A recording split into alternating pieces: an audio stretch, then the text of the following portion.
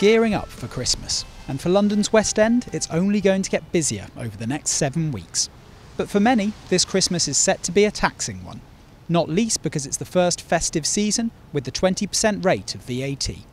And according to new research from the Office for National Statistics, this higher rate is particularly bad news for the poorest in society. So if you look at the ONS report yesterday, showed that over time the poor are spending more on VAT as a proportion of the total amount they spend. Now that could be just because over time people have got richer, and so as they have more money they tend to spend that more on the luxury goods that are subject to the standard rate of VAT rather than the zero rated items, but also because of policy changes like imposing VAT on fuel that happened in the mid-1990s. That's an item of expenditure that the poor spend a relatively high proportion of their money on, and so that would be in itself a regressive measure. The government are sticking to their guns and saying that VAT at 20% is an essential part of their deficit-cutting strategy.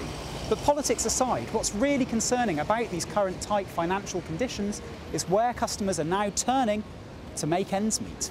New figures show that borrowing from banks in the form of personal loans and other unsecured credit reached a 7-month high in September, climbing by £629 million from August and reaching a total of £208.6 billion 2 months ago.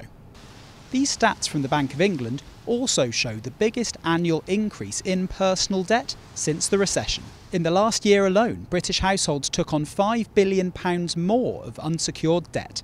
This brings the equivalent level to £9,070 for every household in the country. And for Matt Hartley from the helpline the Consumer Credit Counselling Service, these rising debt levels are a major concern. Bank of England figures really confirm what we're seeing on the helpline.